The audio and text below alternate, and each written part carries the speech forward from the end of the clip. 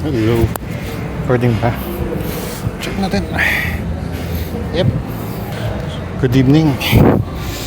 Good evening. Gilabi na ako sa workout ko. Galing akong training.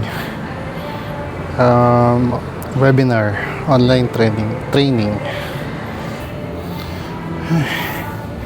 Kaya gabi na ako nakapag-workout and record. Welcome sa day 6 natin for 30 days vlog challenge. Okay.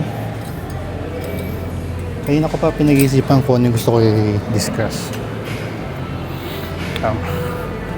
Since kumuha ko ngayon ng online course, bigla ko naisip na investment, diba? You have to invest to yourself. So ano ibig sabihin ko na investment to yourself?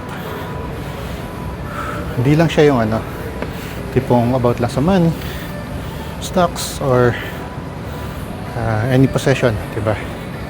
Hindi siya yung sinasabi kong ganong klaseng investment para sa sarili. Sinasabi kong klaseng investment is yung investment in learning, diba?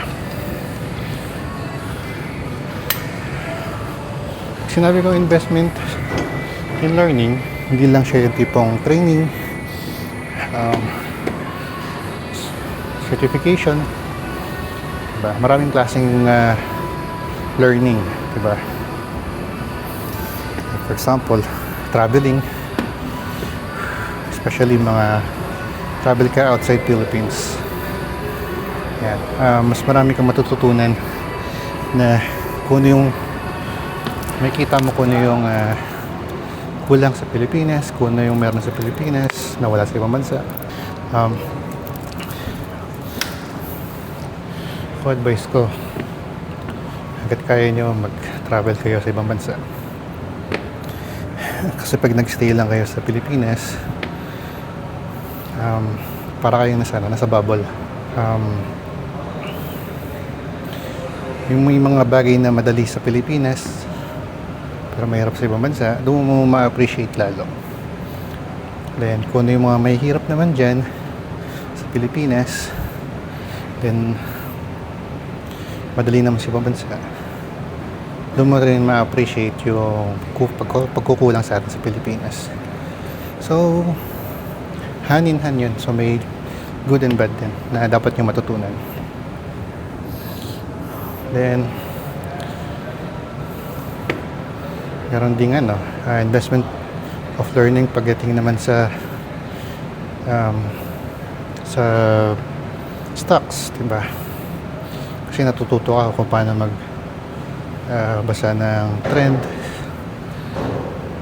matututo kang mag-anticipate sa news.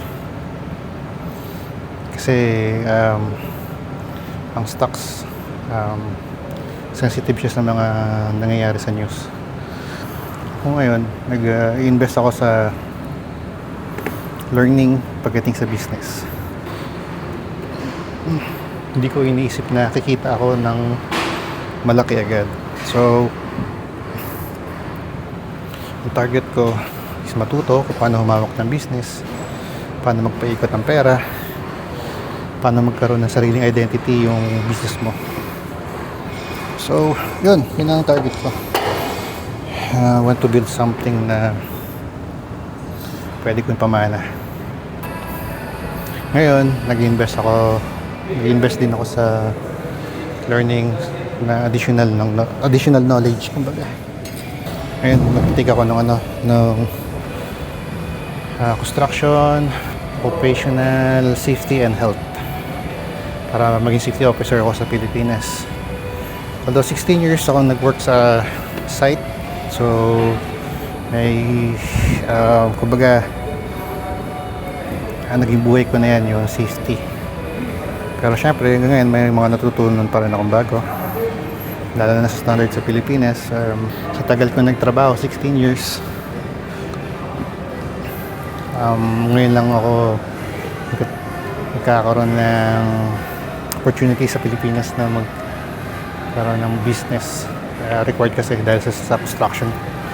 And site ako palagi pagdating sa Pilipinas. So required na magkaroon ako ng safety officer certification para pag nag-supervise ako ng tao, magamit ko siya. So yeah, isa lang yan sa mga in-invest ko sa sarili ko na certification and trainings. Lalo na sa work ko sa engineering, kailangan lagi ka may edge. Yan, ano pa bang ibang klaseng work? So then, ano pang ibang klaseng investment sa sarili? Isa pa pala, investment din sa health. Kung ano yung mga dapat kainin, mga tipong akala natin healthy pero harmful pala sa katawan natin. Nadaan lang tayo sa branding and marketing. So yun, kung matututo din sa workout din, tulad ko, meron na akong program. Ginawa ko, nagkaroon ako ng tanaw, inaral ko siya kung yung program na para sa akin. Then consistent, yun ang ginagamit ko. Hindi mo kailangan ng maraming program. Kailangan mo lang at least tatlong solid na program para sa isang muscle group. Short video lang tayo. Bukas kasi may training ulit ako ng maaga. Gumigising ako dito ng mga 3:30 ng madaling araw. Kasi 8 o'clock yung training sa Pilipinas. So 4 o'clock dito ng madaling araw yun. Maya uwi na rin ako. Nagawa lang ako 1 hour workout, then uwi. Inom lang ako ng vitamins ko, then tutulog na ako. Yun lang, short video lang to. Salamat ulit. Ako nga pala si Ryan De Guzman, new entrepreneur dito sa Dubai. So samahan niyo ako sa journey ko. Maraming salamat.